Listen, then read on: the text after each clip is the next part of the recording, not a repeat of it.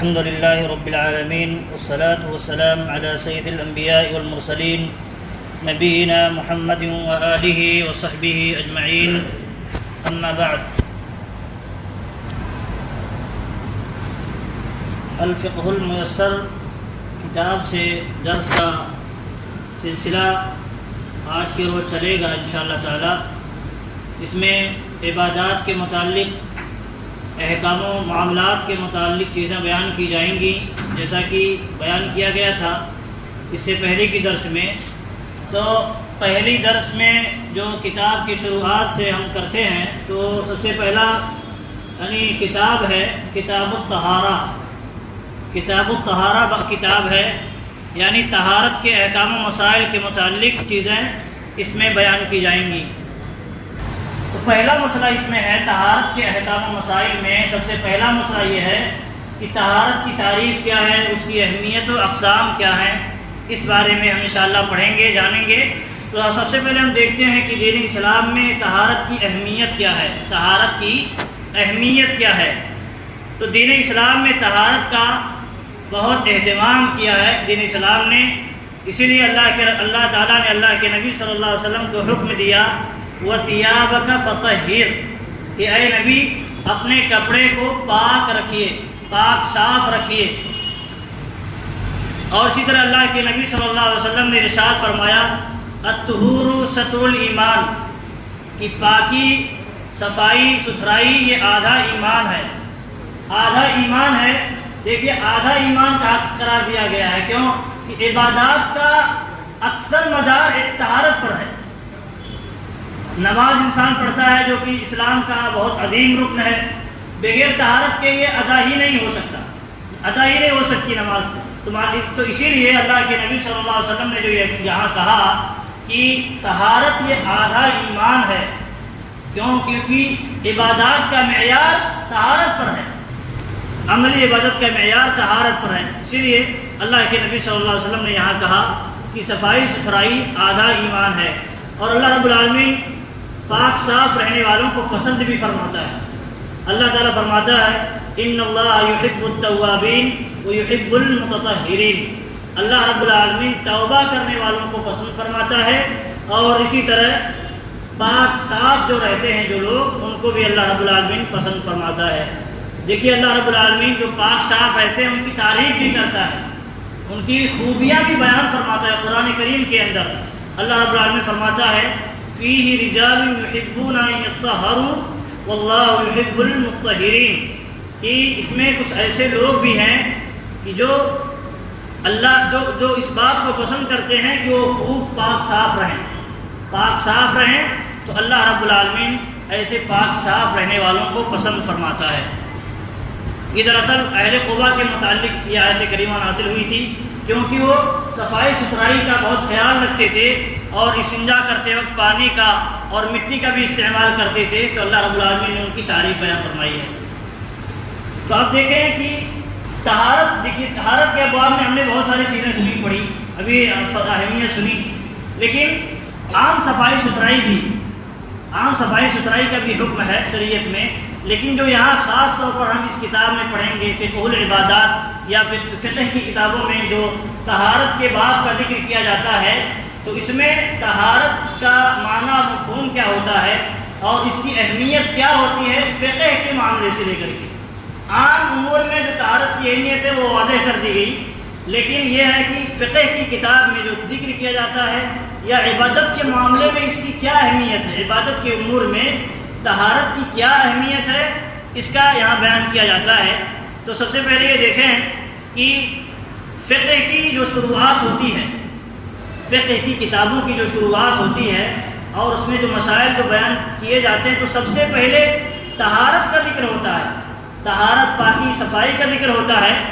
وہ اس لیے کہ طہارت نماز کی کنجی ہے۔ اللہ کے نبی صلی اللہ علیہ وسلم فرماتے ہیں مفتاح الصلاۃ الطہور، نماز کی کنجی جو ہے، چابی جو ہے، وہ پاکی اور صفائی ہے، طہارت ہے۔ انسان اگر طہارت کے بغیر نماز پڑھے، اللہ کی عبادت کرے، نماز پڑھے، تو کیا اللہ تعالیٰ اس کی عبادت قبول کرے گا؟ شرط ہے یہ، اس کے بغیر نہیں قبول ہوگی۔ یہ کنجی ہے، اس کے ذریعے چابی کھلے گی، اس کے ذریعے دروازہ کھلے گا نماز کا۔ اب چابی جس کے پاس نہ ہو تو اندر گھسے گا کیسے؟ نماز کے اندر گھسے گا کیسے؟ نماز کے جو فضائل ہیں، ثواب ہے، وہ حاصل کیسے کرے گا؟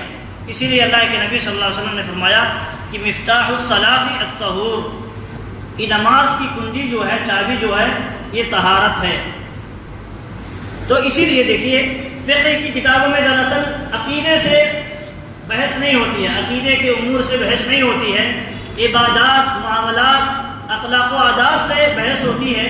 اسی لیے سب سے پہلے طہارت کا ذکر اس لیے کیا جاتا ہے کیونکہ عقیدے کے بعد، لا الہ الا اللہ کی گواہی دینے کے بعد سب سے اہم عبادت جو ہے یا سب سے اہم اسلام کا جو رکن ہے وہ نماز ہے، اور نماز بغیر طہارت کے مکمل نہیں ہو سکتی یا ادا ہی نہیں ہوگی۔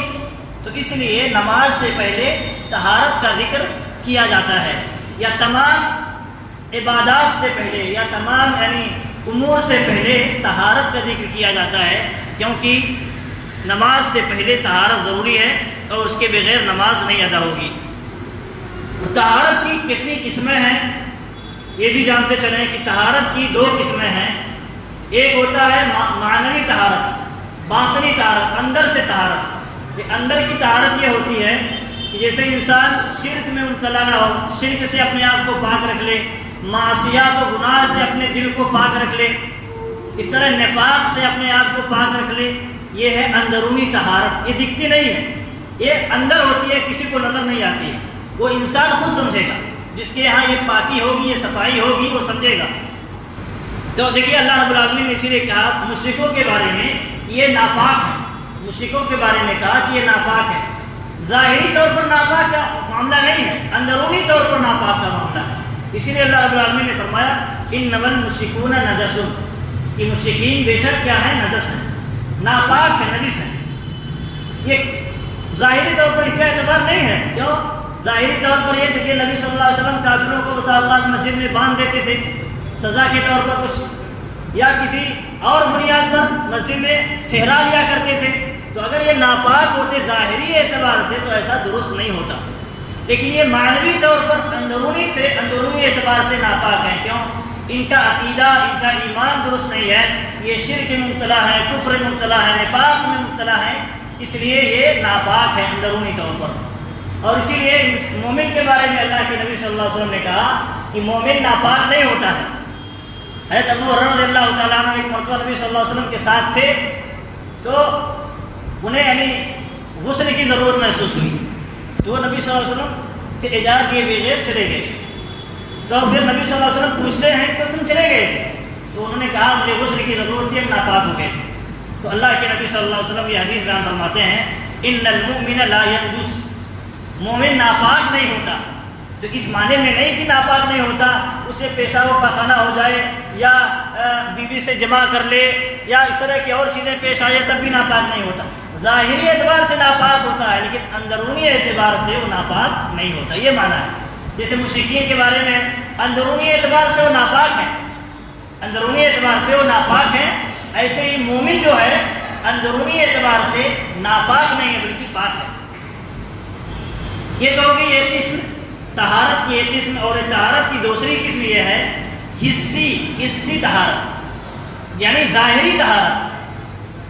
جیسے انسان کو پیشاب و پاخانہ لگ گیا یا کر دیا، پیشاب کر دیا، اسی طرح استنجا کی ضرورت محسوس ہوئی، اور اسی طرح بیوی سے جمع کر لیا، اس کے بعد اس کو بیوی سے جمع کر لیا ہے تو اس کو نہانا، غسل کرنا واجب ہے۔ لیکن اگر ہوا خارج ہو گیا ہے، پیشاب کر لیا ہے، پاخانہ کر لیا ہے، قضاء حاجت کر لیا ہے تو اس پر غسل واجب نہیں ہے، لیکن کیا ہے؟ وضو کرنا ضروری ہے۔ اگر عبادت کے لیے آ رہا ہے تو، نماز کے لیے آ رہا ہے تو اس کے لیے وضو کرنا ضروری ہے۔ تو یہ ہو گئی 2 قسمیں، ایک ہے اندرونی طہارت اور ایک ہے ظاہری طہارت، باہر کی طہارت۔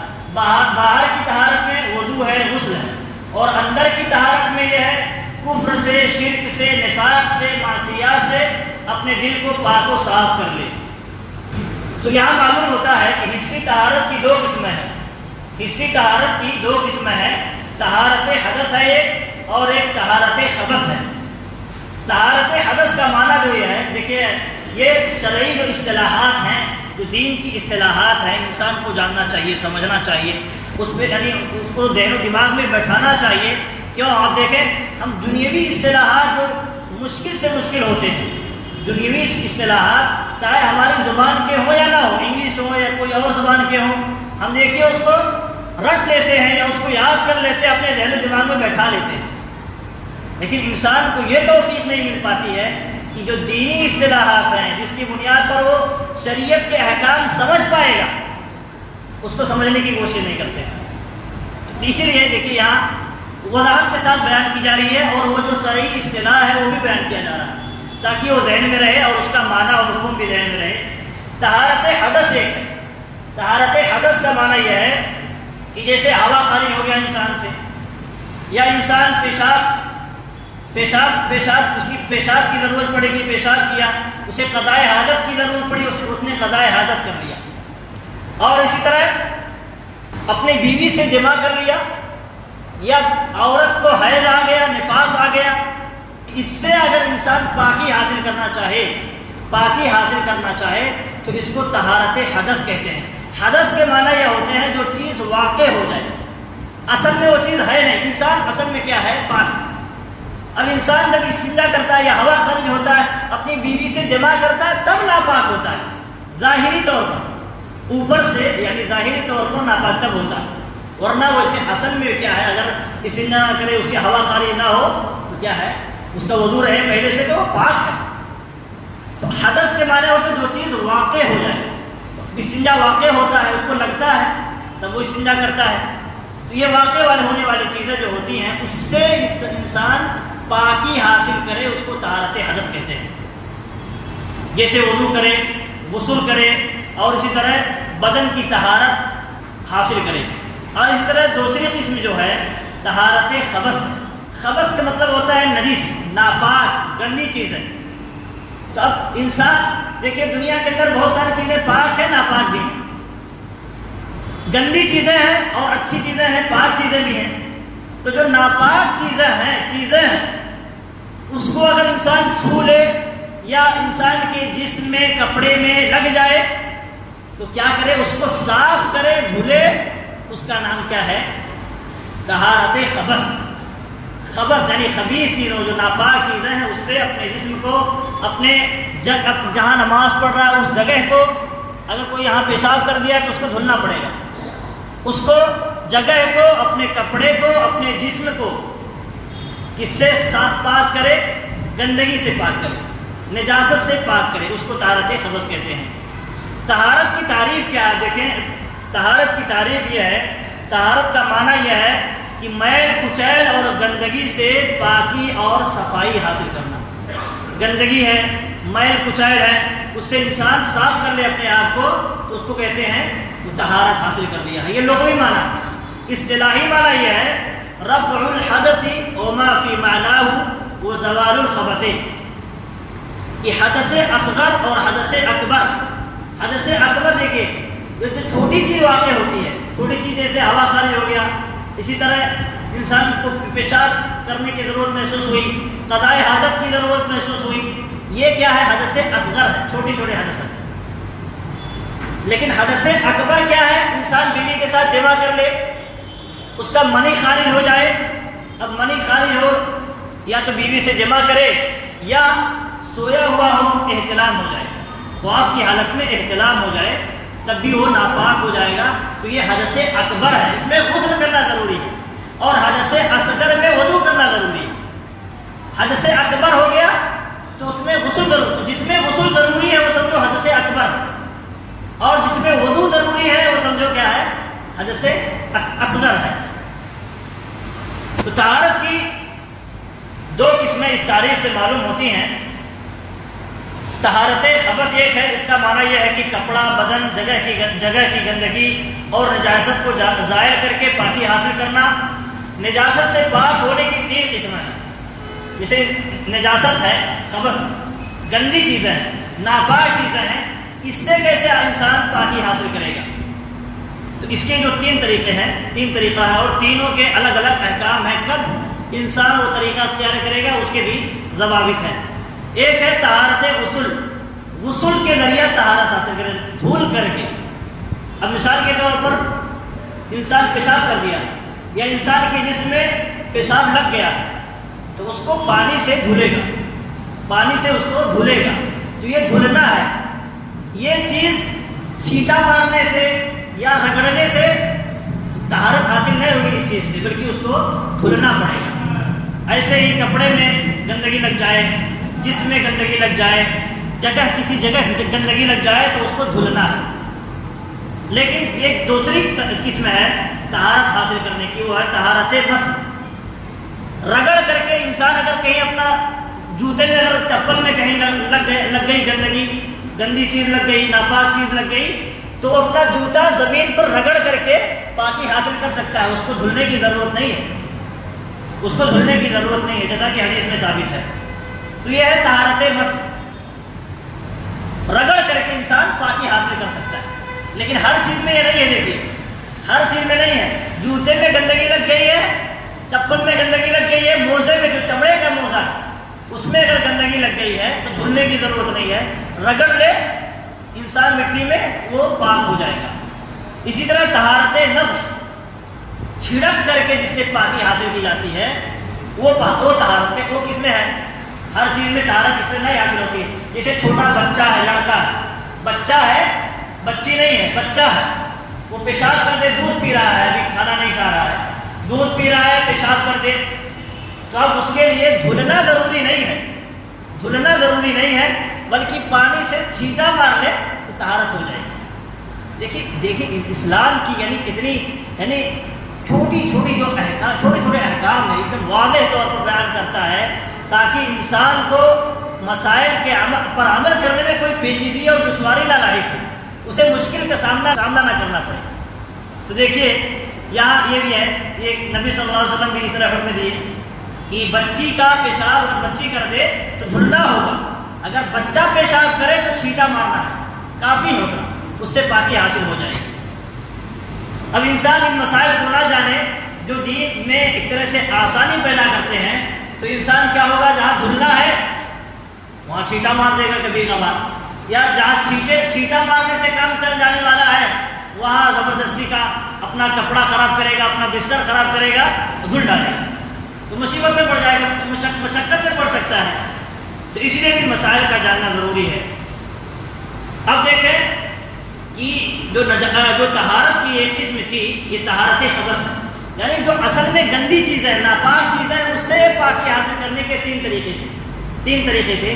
ایک تھا کہ دھل کر کے، کہیں پیشاب لگ گیا، گندگی لگی، دھل کر کے، اور اسی طرح جوتے میں چپل میں اگر گندگی لگ گئی تو اس کو رگڑ کر کے۔ اسی طرح اگر بچہ پیشاب کر دے، بچہ ہے، بچی نہیں ہے، بچہ ہے، پیشاب کر دے تو چھڑک کر کے اس سے پاکی حاصل کی جا سکتی ہے۔ لیکن ایک دوسری قسم یہ ہے جو طہارت حدث ہے، جو حدث ہے یعنی پیشاب پاخانہ، یا اسی طرح انسان بیوی سے جمع کر لیا، یا عورت کو حیض آ گیا، اسی طرح عورت کو نفاس کا خون آ گیا، بچے کی پیدائش کے بعد جو خون آتا ہے، تو اس میں کیا ہے، اس میں بھی 3 طریقے ہیں۔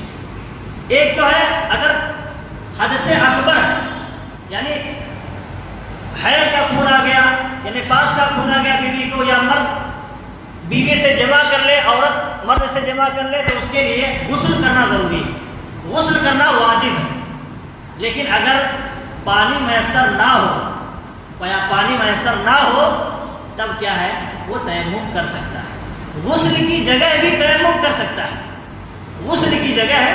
کر سکتا ہے، جیسا کہ ایک حدیث میں ہے کہ اللہ کے نبی صلی اللہ علیہ وسلم نے کہا، ایک صحابی تھے، ان کو راستے میں کہیں تھے تو انہیں احتلام ہوا، وہ جنبی ہو گئی، تو کیا ہوا، انہوں نے سوچا کہ جیسے ہمارے پاس پانی نہیں ہے، تو پانی ہوتا ہے تو ہم پورے جسم پر پانی بہاتے ہیں، پھر پاکی حاصل کرتے ہیں، تو انہوں نے کیا کیا، مٹی میں لوٹ پوٹ مچا لی کہ پورے جسم میں جیسے پانی بہاتے ہیں ایسے مٹی بھی پورے جسم میں لگنی چاہیے، تب پاکی حاصل ہوگی۔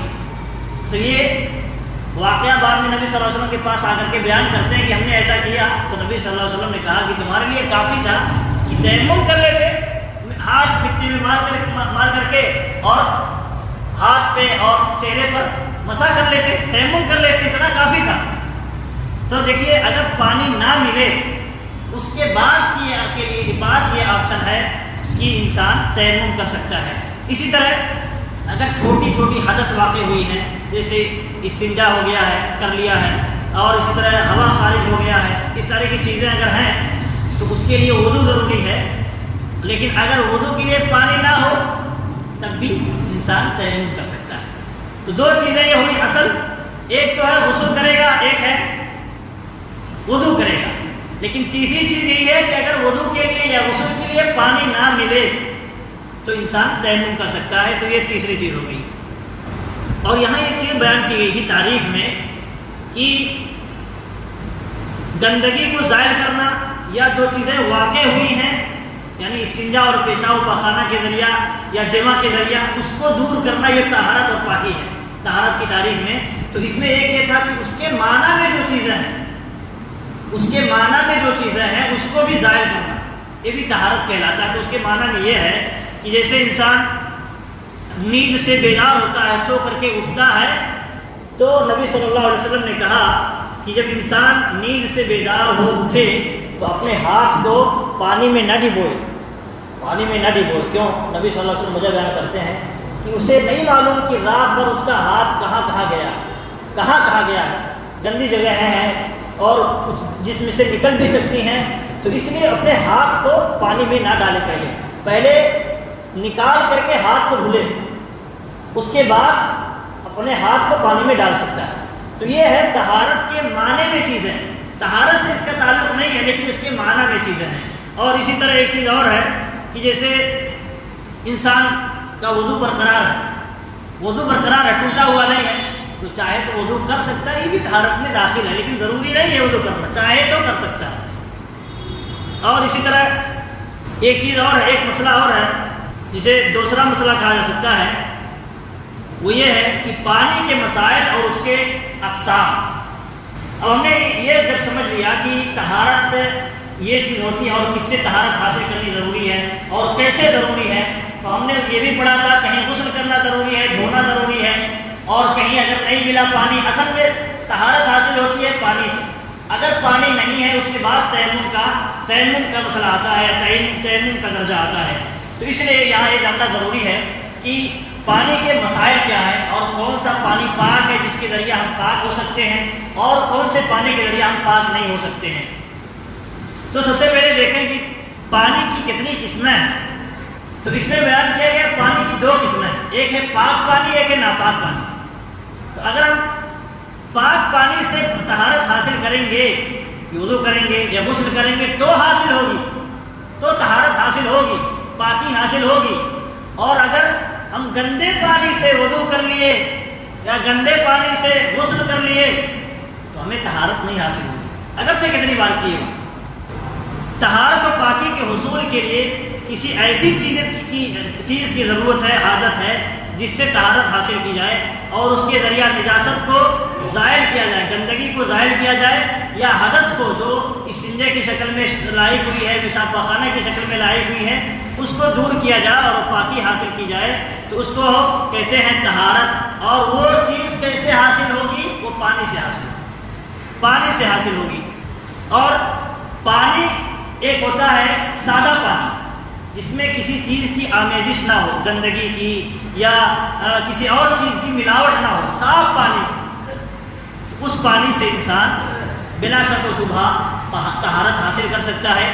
جیسے اس میں اس پانی میں سے بارش کا پانی ہے، برف کا پانی ہے، جیسے اللہ بسا اوقات اولا گرتا ہے، برف گرتا ہے آسمان سے، یا انسان کے پاس برف جمع ہوا ہے، پانی نہیں ہے، اس کو پگھلا کر کے انسان اس سے وضو کر سکتا ہے۔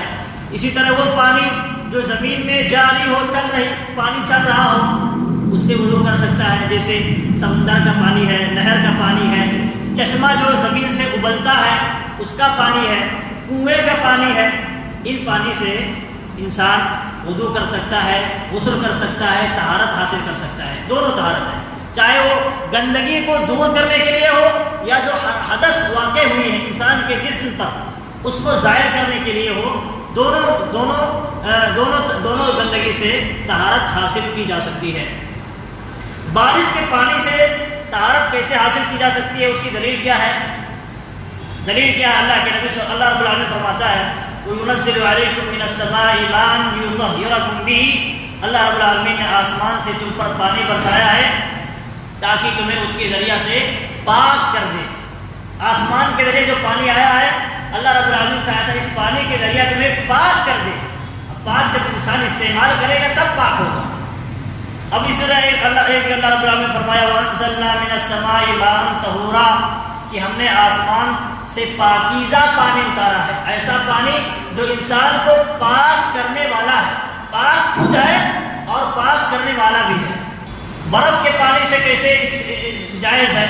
برف کا پانی ہے، کیا اس کا استعمال کرنا یا اس سے طہارت حاصل کرنا جائز ہے یا نہیں جائز ہے؟ اس کی دلیل کیا ہے؟ جائز ہے، ہم نے سنا۔ اس کی دلیل یہ ہے کہ جیسے ہم دیکھیے دعائے خلا میں دعا پڑھتے رہتے ہیں، اس کے آخری ٹکڑے میں ہے اللہم اغسلنی من خطایایا بالماء والثلج والبرد، اے اللہ رب العالمین میرے گناہوں کو پانی سے، برف سے اور اولوں سے دھل دے۔ برف سے اولوں سے دھل دے، گناہوں کو دھلنا۔ اسی طرح انسان اس سے پاکی حاصل کر سکتا ہے جو گندگی کی شکل میں ہے، ناپاکی کی شکل میں ہے، اس سے بھی۔ سمندر کا پانی اور نہر کا پانی استعمال کر سکتا ہے اور پاک ہے، اس کی دلیل کیا ہے؟ ایک مرتبہ اللہ کے نبی صلی اللہ علیہ وسلم سے ایک آدمی پوچھتے ہیں کہ ہم سمندر میں سفر کرتے ہیں، ہمارے پاس پانی نہیں ہوتا ہے، صرف پینے کے لیے پانی ہوتا ہے، تو کیا ہم سمندر کا پانی دراصل نمکین ہوتا ہے، تو کیا ہم کہتے ہیں کہ ہم سمندر کے پانی سے وضو کر سکتے ہیں؟ تو اللہ کے نبی صلی اللہ علیہ وسلم کہتے ہیں هو الطہور ماؤہ والحل میتتہ، کہ اس کا پانی پاک ہے اور اس کے مردار جو ہے، جو جانور ہیں جو مر جائیں، پانی سے نکال لیا جائے تو مر جائیں، یا پانی میں مر گئے ہوں وہ جانور تو اس کو استعمال کر سکتے ہیں، ذبح کی ضرورت نہیں ہے۔ اس طرح کنویں کا پانی بھی پاک ہے، اس کا استعمال کر سکتے ہیں۔ اس کی دلیل یہ ہے کہ ایک مرتبہ اللہ کے نبی صلی اللہ علیہ وسلم سے ایک کنویں کے بارے میں پوچھا گیا، تو اس میں بہت ساری چیزیں آتی ہیں، بہت سارے کپڑے اور بہت ساری چیزیں آ جاتی ہیں، تو کیا اس کا پانی ہم استعمال کر سکتے ہیں؟ تو اللہ کے نبی صلی اللہ علیہ وسلم نے کہا کہ پانی پاک ہوتا ہے، اس کو کوئی چیز ناپاک نہیں کر سکتی، اصل جو پانی ہے اسے کوئی چیز ناپاک نہیں کرے، الا ہے کہ اس میں کوئی گندگی داخل ہو جائے اور وہ غالب ہو جائے، اس کا انشاءاللہ آگے بیان کیا جائے گا، لیکن اصلاً پانی پاک ہے۔ اس لیے اللہ کے نبی صلی اللہ علیہ وسلم نے کہا کہ کنویں کا پانی بھی استعمال کر سکتا ہے اور پاکی کے لیے اس کو استعمال کر سکتا ہے۔ اسی طرح زمزم کا پانی ہے، زمزم کا پانی کیا اس سے انسان غسل کر سکتا ہے، وضو کر سکتا ہے کہ نہیں کر سکتا ہے؟ انسان پیتا ہے تو ہر کوئی جانتا ہے، لیکن کیا اس کو وضو کے لیے استعمال کر سکتا ہے، نہانے کے لیے استعمال کر سکتا ہے کہ نہیں؟ تو اس متعلق ہے کہ ایک مرتبہ نبی صلی اللہ علیہ وسلم نے ایک ڈول منگایا، حرم میں مکہ میں گئے اور حج کرنے کے بعد ایک ڈول پانی زمزم کا منگایا اور آپ صلی اللہ علیہ وسلم نے پیا اور وضو بھی پیا زمزم کا پانی اور وضو بھی کیا۔ تو اس سے معلوم ہوتا کہ انسان زمزم کا پانی پی سکتا، پینا تو درست ہے، ثابت ہے، اور اسی طرح یہ بھی ثابت ہے کہ انسان وضو بھی کر سکتا ہے، وضو بھی، اس میں کوئی حرج کی بات نہیں ہے کہ یہ پانی بہت پاک ہے۔ اور ہاں یہ الگ بات ہے کہ اگر وہی پانی ہو، پانی اور دوسرا میسر ہو اور وہ پینے کے لیے ہو، تھوڑا پانی ہو، تو انسان اس کو پینے کے لیے رکھے، استعمال کے لیے جو دوسرا پانی ہے وضو کے لیے، غسل کے لیے، اس کو استعمال کرے۔ لیکن اگر اس کے پاس اور پانی نہ ہو تو استعمال کر سکتا ہے، اس میں کوئی حرج کی بات نہیں ہے، لیکن جیسا کہ نبی صلی اللہ علیہ وسلم نے خود پیا اور وضو بھی کیا۔ اور اسی طرح گرم پانی جو ہے، گرم پانی کے متعلق کیا حکم ہے؟ تو گرم پانی بھی انسان استعمال کر سکتا ہے، اس سے پاکی حاصل کر سکتا ہے۔ جیسے کچھ لوگ کہتے ہیں فقہ کتابوں میں یا کچھ لوگوں نے اس طرح کی چیزیں گڑھ لی ہیں یا بیان کی گئی ہیں کہ انسان کو گرم پانی سے نہیں نہانا چاہیے، اس سے بیماری لاحق ہوتی ہے، فلاں چیزیں لاحق ہوتی ہیں، اس کا بھی حکم جاننا چاہیے تاکہ ہم علم و بصیرت کی روشنی میں اس کا استعمال کر سکیں۔ گرم پانی استعمال کرنے کی 3 صورتیں ہیں۔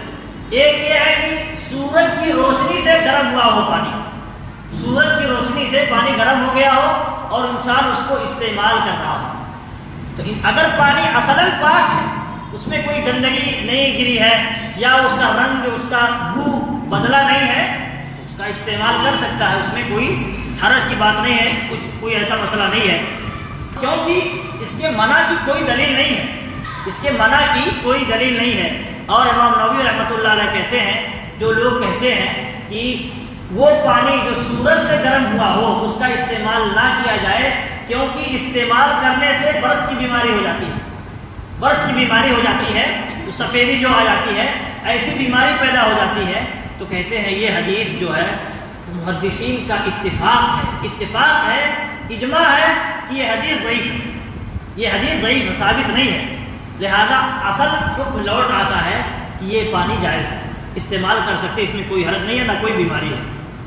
اور اسی طرح دوسری صورت یہ ہے گرم پانی کی کہ انسان پاک چیزوں سے پانی کو گرم کرے، جیسے لکڑی ہے، اسی طرح گھاس پھوس ہے، اس کے ذریعہ کیا کرے انسان جلائے اور پانی کو گرم کرے، تو اس کا بھی استعمال درست ہے۔ کہ دیکھیے عمر فاروق رضی اللہ عنہ کے بارے میں ہے انہ کان یتوضأ بالحمیم ویغتسل منہ، کہ عمر فاروق رضی اللہ تعالی عنہ گرم پانی سے غسل بھی کرتے تھے اور نہاتے بھی تھے، وضو بھی کرتے تھے اور نہاتے بھی تھے گرم پانی سے، عمر فاروق رضی اللہ تعالی عنہ۔ اسی طرح ابن عمر رضی اللہ تعالی عنہما سے بھی منقول ہے کہ انہ کان یتوضأ بالماء الحمیم، کہ ابن عمر رضی اللہ تعالی عنہ گرم پانی سے نہاتے تھے، گرم پانی سے نہاتے تھے۔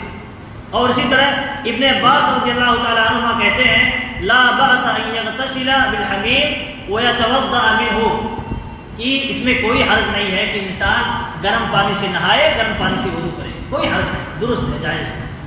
تو معلوم ہوا کہ گرم پانی کی جو دو قسمیں ہیں، ایک ہے سورج سے گرم کیا ہوا پانی، ایک ہے جو پاک چیزیں ہیں، پاک چیز ہے اس سے گرم کرے انسان پانی، تو دونوں صورتیں جائز ہیں۔ لیکن ایک تیسری قسم ہے، ایک تیسری قسم یہ ہے کہ ناپاک چیزوں سے انسان جلا کر کے، ناپاک چیزوں کو جلائے اور اس کے ذریعہ پانی کو گرم کرے، تو اس کا کیا حکم ہے؟